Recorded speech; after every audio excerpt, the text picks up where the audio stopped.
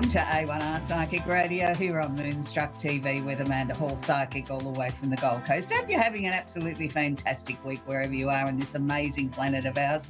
I know, look, there's always tragedies and there's always things that we could talk about, but let's keep it on a bright, light-hearted note today for this show. It's nice to just sort of have a little bit of a chill out and let the world go by and just sort of enjoy some of the finer things in life, like breathing and being with the people that we love and enjoying some good music and a good show. So hopefully today that we can sort of bring a smile to your dial. That's what we're here to do, as well as answer a few questions as well. So let's start with the Simply Tarot card of the week. Now, this one's one of my favourite cards. It's the Wheel of Fortune.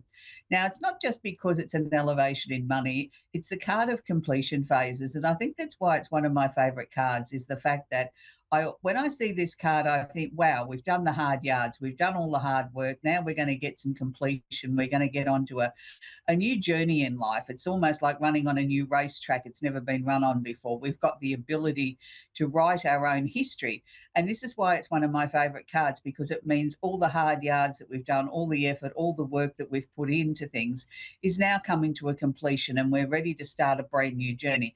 And of course, having some elevation in money is always a nice thing. We can always do with a few extra coins in our purse or a few extra notes, as coins don't go very far these days, but it's always nice to have a little bit of extra money. But let's look at it more along the lines of completing things that give yourself a pat on the back, a job well done. You've completed many things in your life and now it's time to embark on a new journey, a new direction. And this is a really important thing for a lot of people because they have been struggling and working hard to sort of bring things into balance in their lives over the last 6 to 12 months. It's been a tough time for a lot of people around the world. So it's a time now of sort of saying, well, okay, well done, give yourself a pat on the back. And, if there's a few extra coins or a few extra notes in your wallet and your purse, that's a good thing too. So, it's a time to sort of really look towards the future, I feel. Astrologically, I've been saying for a long time now, it's a big week astrologically. It seems to be they get bigger and bigger and bigger as the weeks go by. Happy birthday to all the Leos. It's the Leo time of the year where it's your time to strut your stuff and sort of take centre stage and get out there and show the world what you're made of. For the rest of us mere mortals that aren't Leos, we can just sort of bask in your glory, I think, and sort of, maybe strut our stuff in a little way too. We have the sun that's in Leo, as I just mentioned, because it's happy birthday to Leos. The sun is actually conjunct or holding hands Mercury. Now, Mercury is the planet of communication. Mercury can be a little bit of a trickster. He can be a little bit of a taskmaster at times, but Mercury at the moment is still going retrograde. So for those of you that don't understand what a Mercury retrograde is, I will share it again with you. Mercury, as being the planet of communication, when he goes retrograde, which is about 3 times a year for approximately 3 weeks at a time, it disrupts everything. From phone calls don't get through, letters don't get through, parcels don't get delivered, you go to the airport, they lose your luggage. Anything that's connected with communication can happen very, very easily. And it doesn't matter how pedantic you are. I had to send something that was very important yesterday and I double-checked and triple-checked with the person's spelling of the name of where the parcel was being sent to. And, of course, it wasn't delivered, was it? So, you just have to be very careful. It doesn't matter sometimes how pedantic we are and how we try and head off a Mercury retrograde. There's always misunderstandings, miscommunications, misspellings, or people just don't have their listening ears on or their reading eyes on and just sort of say, I don't understand that, so we'll send it away. So it is important during these times, if you have to sign a contract during a Mercury retrograde, if you can avoid it, well and good. But if you have to sign something, make sure you read it out aloud, is my suggestion, because sometimes when we just read something with our eyes, we miss something that could be very important. There could be a wrong figure in there or a wrong date, and it could end up becoming very, very costly because you haven't picked up the mistake that someone else has made. So Mercury retrogrades, are designed to slow us down a little bit, to slow our thinking down, to sort of sit back and stare out the window and sort of say, oh, do a bit of daydreaming or fantasizing or romanticizing about what we want to bring into our lives. It's not necessarily a time of action unless we absolutely have to do so. So Mercury will remain retrograde until August 11, so we've still got a few days left. I always work on the score of 2 or 3 days past the cutoff point of when Mercury goes direct before you start to really feel the momentum of Mercury going forward again, and we can breathe a little bit easier, particularly with parcels being delivered or important phone calls or messages of some kind. So just, be aware of the Mercury retrograde. Don't get too stressed out about it. Do your homework. If you've got to have an important conversation, ask people if they got their listening ears on part of the way through.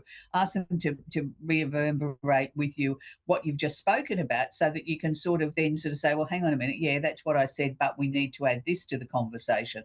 So it can just sort of stop a little bit of tension there for you. We have Mars, the planet of action, is sitting in Virgo at the moment.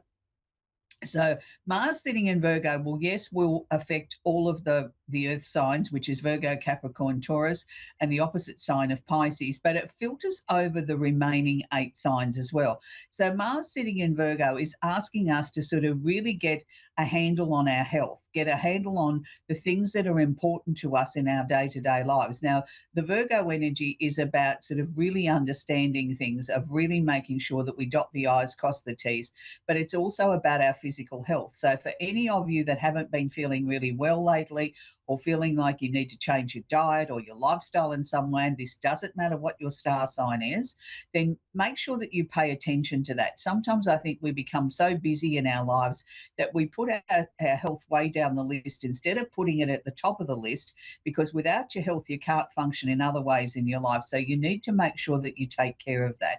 Sometimes I find with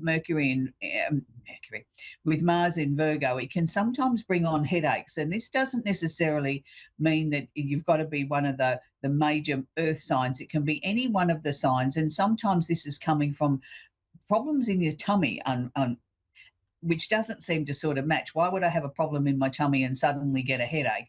Well, because the stomach or the gut really governs a lot of our physical health. So we need to address that too. So if you've been not feeling quite right, go back and look at your diet. Maybe you're just being told to slow down a little bit, that you need to take a little bit of a breather and sort of, not necessarily completely stop, but sort of wind back a little bit. So, Mars is still in Virgo for another few days or a week. So just be aware of that. The intensity of the energy could really start to build now as Mars is gearing up to move signs. We have Venus, the planet of love and affection, is conjunct or holding hands Jupiter in Cancer. So this, yes, is going to affect the water signs, which is Cancer, Scorpio, and Pisces, and the opposite sign of Capricorn. But Venus here conjunct Jupiter, Venus is telling us that, for those that might be seeking love or wanting more love or more attention or something in their lives, this is a perfect time for this. It's a perfect time if you're a Cancerian or one of the water signs and you want to attract new love, then it's asking you to expand your horizons, because Jupiter here is the planet of expansion, opportunity, telling us to do different things with our lives, step out of our comfort zone, sort of, be seen, get out and about, be seen. You can't meet somebody if you hide away at home and you never step out the front door. You need to be out enjoying things, doing different things. Jupiter here also can expand your waistline, so be very careful with Jupiter here. Jupiter brings opportunities, but Jupiter can also sort of make you say, oh, well, I'll just have another piece of cake, it won't hurt. And then all of a sudden, you've eaten the whole cake, or whatever the case may be. So be aware that Jupiter brings opportunities, it brings luck, it brings expansion.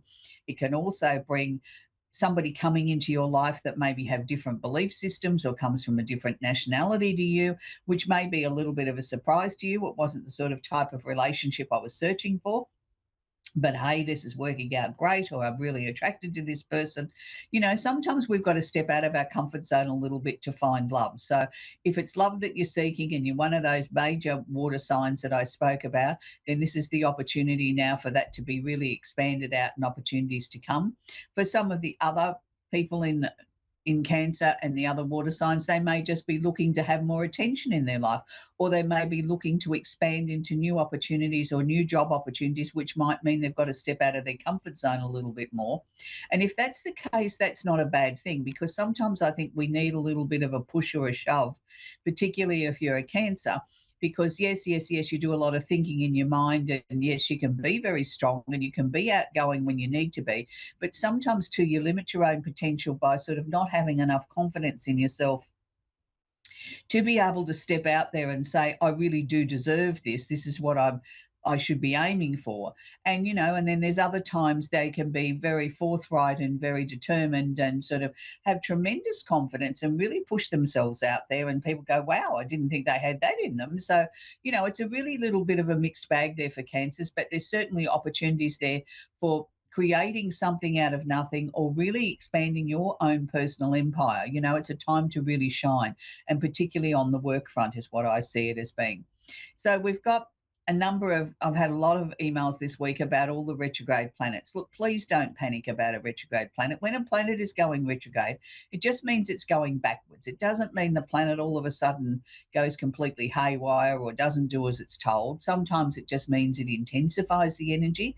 Sometimes it can slow down the energy, but it's just giving us almost an opportunity to breathe and catch up, is how I like to see a retrograde. It's different when we're talking about Mercury retrograde, which I was talking about before, which affects all the signs, not just the fire signs.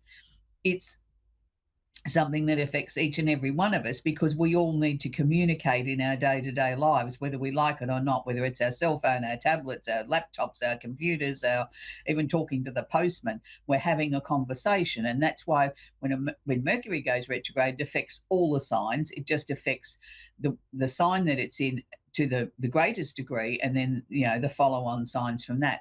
But we're talking about now Saturn and Neptune. Now Saturn and Neptune spent a very, very long time in Pisces. They've both moved into Aries a few months ago now, and they've both now decided to go retrograde. So what does this mean in layman's terms? Okay, Saturn's the planet of discipline, which is restriction, which can sort of make us sort of sit back and sort of say, okay, we need to slow down a little bit. We need to look at things. We need to make sure that we've been very methodical in the way that we're handling things. And we need to make sure that there's structure in our lives, that we've got rules and regulations which we're working towards, and that we feel as if we're building something on a very solid platform. Now, because this is in Aries, it's going to affect the fire signs the most, which is Aries, Leo, Sagittarius, and the opposite sign of Libra. It will wash over the remaining 8 signs. Now, Saturn here is going to be retrograde until late November. He's conjunct or holding hands Neptune, the planet of illusion, delusion, creativity. That Neptune quite often gets a lot of bad press. Yes, it can be illusionary. Yes, he can be deceptive. Yes, he can sort of take us into a fog that we don't know where we're going and we can't see our way out. And it's sort of very scary sometimes that sort of we're wandering around aimlessly trying to find our direction, trying to get the compass back on track. But if you look at it in a positive way, this is giving you an opportunity to sort of go into the creative side of yourself. It's giving you a little bit of excuse to say, well, I don't have to do everything today. I can put it off till tomorrow or next week.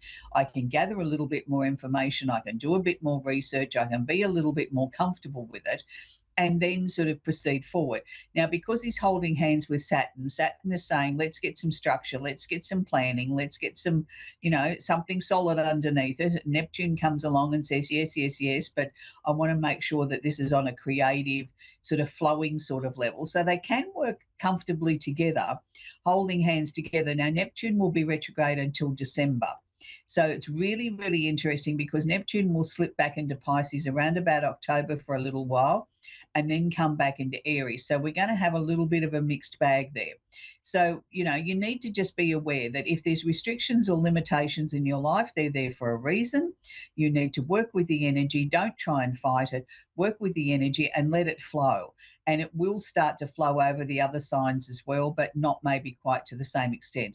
So I want to wrap up the astrology section with Uranus in Gemini. Now, Uranus is going to be in Gemini for a very long time, a number of years.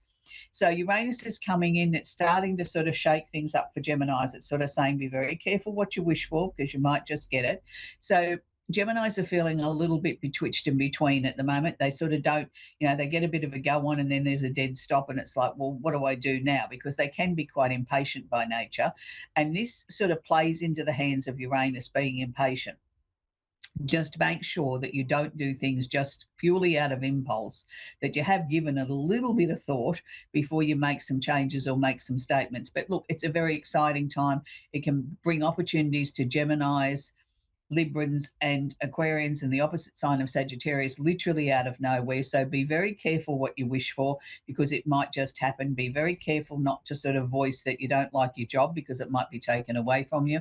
Make sure that you keep everything on a positive and upbeat energy, and then you'll be perfectly fine. And that will wash over the remaining 8 signs as well. We're going to talk with our first caller today, which is Marilyn in Pennsville Township in New Jersey. Are you there, Marilyn? Hello, how you doing? Very well, sweetie. Do you have a question I can answer for you?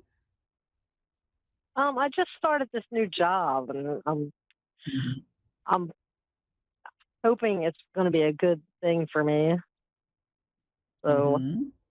I was wondering what you Okay. see.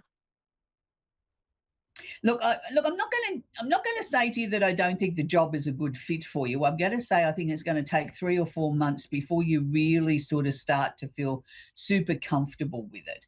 It's not that it's a bad job. I think it's just people around you seem to be what I would describe as a little bit standoffish. Like nobody sort of really rolled out the welcome mat to you. They've been friendly, but friendly to a point. And it's like that's where I think you're questioning: Have I made the right choice? Have I made the right decision? Look, it could just be that they're busy and that's the sort of, the type of job it is. I feel very comfortable with this job for you. I think it's something that you're going to grow into and you're going to really sort of look back in a few months' time and say, wow, I wasn't so sure at the beginning, but now I feel like, this job is really great. I feel really comfortable with it. There's a lot of opportunity there for advancement, not necessarily promotions this year, but I think, this time next year, we could certainly be sort of looking at maybe moving up the ladder with the job. Has there been a few staff members that have been shuffled around or left recently?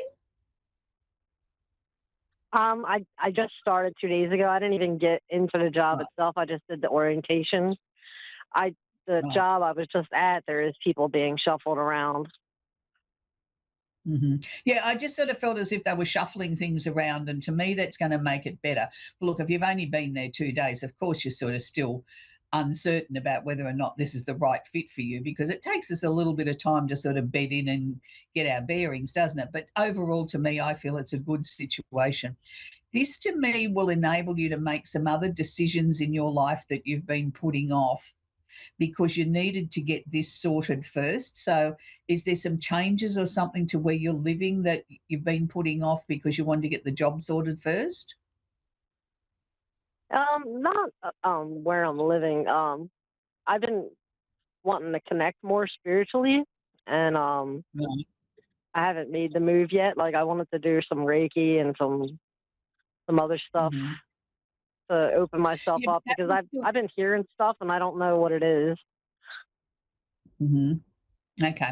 That would still come up as changes to the home to me because if you're going to be focusing on, say, going off and doing a course in Reiki and then you're going to start practicing it or, doing your treatments on people, that still has to come from a very secure home base. Whether you have people at your home or whether you do it distance, you're still sort of focusing more energy on the home. So when you're saying that you're getting messages, how are these messages coming through? Are they coming through in voice or dreams or thoughts or what is it? How is it that the Um, message is being so delivered? I've had a couple dreams with people in it. Mhm. One was somebody I knew that passed, and another one had come Right. into that dream that I didn't know, Mhm. and he was like showing me his sneakers. It was Mhm. weird. I get weird stuff all the time. The other one, I like if I sit outside and I like focus on like the what are they called? There's those bugs that make that noise at night. Mhm. I can't think of the name of it. But if I sit out Mhm. there and I just listen to that, I can hear like this soft voice sounding like it's talking to Mhm. me, and I'm not sure like who that is Mhm. Okay. All or right. what. Going back to the dream, it's not uncommon for us to have dreams where people that have passed over come back in the dream to get our attention because we're going to pay attention to that because it was somebody that was important or a relative or somebody you were close to. So they've got your attention. Then when they bring someone else into the dream, this may be showing you someone new that's coming into your life. But let's not bog down on who came through. Let's bog down on what the actual message was or the information that was there in the dream because that's the important bit. who delivered it is really not as important as what the actual dream means. And sometimes dreams are ahead of time. They're not necessarily even something that we can relate to now. And we think, well, I don't know what that was all about. I'm not doing that, or I hadn't thought of that. Just, write it down, put down how you felt in the dream. You've emotionally felt in the dream. Did you feel happy or sad or uncomfortable or whatever, and put it away and date it so that you can come back and look at it a little bit later on where it might make a bit more sense, or something starts to unfold in your life and you think, aha, now that's what that dream started to mean. The other situation where you're going outside and you're sitting there and you're listening to a particular noise, that in a strange sort of way, I'm going to say to you, is like your meditation. It's like you go out there, you allow yourself to become relaxed, and you just tune into that vibration, to that noise. So then they're able to sort of start sort of filtering in messages. And sometimes there'll be a message, sometimes there might be no message. It might just be a feeling. It might just be, I feel very happy and I had a really rotten day. Well, that's nice. I'm feeling happy. Just be aware of those sort of things, because psychic development comes in many different ways. We're all psychic. It's like exercise. The more you practice, the better you get. So, you've just got to learn to go with it. If it feels right, then continue it. If it doesn't feel right, get up and do something else. Break the energy, break the momentum. If all of a sudden you feel uncomfortable with that energy, get up, go inside, wash your hands, have a cup of coffee, do something different, so that you're not sort of taking on board that energy that didn't feel right to you. I think you're going to find over the next few months you're going to get more downloads. Some of them will come in dreams. Some of them will just come in. You can be thinking about something or going off to the supermarket to do your weekly shop, and all of a sudden different things will start coming into your mind. And sometimes that's not an appropriate time to get a pad and a pen out and sort of write it down, but try and remember them when you go home, because there might be some important messages there. I feel that there's going to be, particularly as you go more into your Reiki, you'll probably find that will be the channel that will open up for you, that downloads or more messages will come to you while you're doing that, or even while you're performing Reiki on somebody. And it may not even necessarily be a message for them. It might be something personal for you. So if it fits you and you understand it, you keep it as yours. If it doesn't fit you and you don't understand it, then gently sort of bring it up with the person at the end of the session. By the way, while I was doing the Reiki on you, I got this. Does this mean anything to you? And leave it at that. You don't need to get involved in it. You're just the vessel that's going to transfer the message. So I hope that's helped you, Marilyn. You've got a lot of good things coming up for you, and this job is really going to work out to be what you needed and catapult you forward. But I know there's going to be some changes to the house, and it might just be something as simple as hanging a new set of curtains, but they were showing me that you were really enjoying being at home when you come home from work too. So that's where we've got to leave Marilyn. We're going to talk with Irene now in Winnipeg in Canada. Are you there, Irene? Yes, hi. Hi, sweetie. Do you have a question I can answer? Do you have a question I can answer for you, Irene? Yeah, how's it going to work? How are things going to work out with my granddaughter? With your granddaughter. What's her first initial, please, sweetie? M. M, okay. Really, really interesting with M. She's, I'm going to say, very spirited. Got a mind of her own, does she not? Yeah. Yeah, that was the first wall of energy that hit me, that sort of like she thinks that she's got all the answers, that she's very spirited, she knows what's going to happen. Look, I think there's going to be a little bit of time there where you're going to think everything's not going the way that you would like it to go. But I'm going to say by November, I think everything's sort of turned around and things are on a much better direction than what they were. There's going to be some new opportunities for her that nobody's even begun to think of yet, that will open up for her and sort of get her on the right path. She's always going to have this very high spirited sort of energy where she wants to do what she wants to do when she wants to do it. And, sometimes I think you grown-ups have got to sit back and bite your tongue a little bit and just sort of let her go so far, but be there ready to sort of help guide her in another direction, if I can put it that way, when she sees the error of where she's going.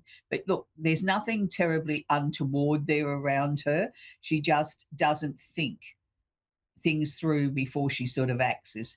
And look, that will subside over time. Was there a little bit of a health concern there with her as well? Yes, absolutely. When she was younger, yeah. Well, a little Yeah, bit later, like they're showing me now that we don't need to focus on that as much. That was what they were showing yeah. me with this health concern. It's like we can put it to one side. I'm not saying we can completely shut the door on it, but I'm saying we can put it to one side. It's not dominating everything like it was at one stage, Yeah. which is good. Um, she's she's very feisty, your granddaughter. I don't think there's too many people are going to pull the wool over her eyes. She's just so switched on, shall I say? Yeah, Sometimes a pretty little much. bit. Yes, sometimes a little bit too switched on, but that's okay. She'll learn how to moderate that over time. But look, she's doing well. I don't think you've got too much to worry about. Yeah. She has a Okay, real good. connection with you, Irene. She seems to listen to you more than she does her own parents. Uh, That's what they're showing me. You may not necessarily see it that way, but that's what they're showing me on a soul level. On a soul level, she's more connected to you than she is her parents, and you can say things without even realizing that make her change her mind on things without being a definite. Oh, she's gone a complete different direction, but she thinks about it a bit later. Your words stick with her, and that's good. okay, that's It's good. very good. Anyway,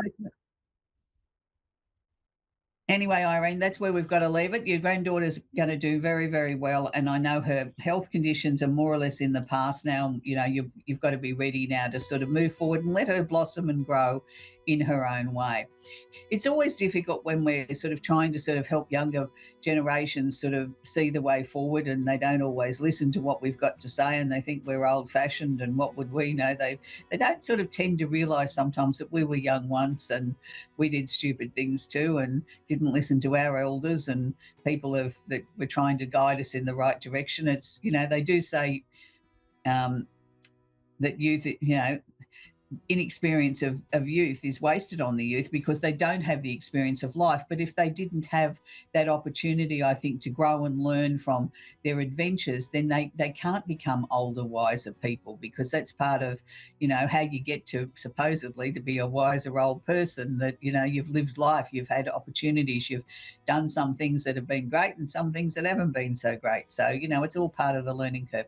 And we're all sent down here, I think, to learn different lessons. So I'm going to leave you with a song this week that's really going to show my age. I was thinking this morning when this song came into my mind that I was a very late, in my late teens when I first heard this song. So it's going to show my age, and it's Chicago, If You Leave Me Now. And I think it was one of the most beautiful songs of its era, with a beautiful big band behind it. And it was just such a full volume song, and it stood the test of time. So get your devices out and tune into Chicago and If You Leave Me Now.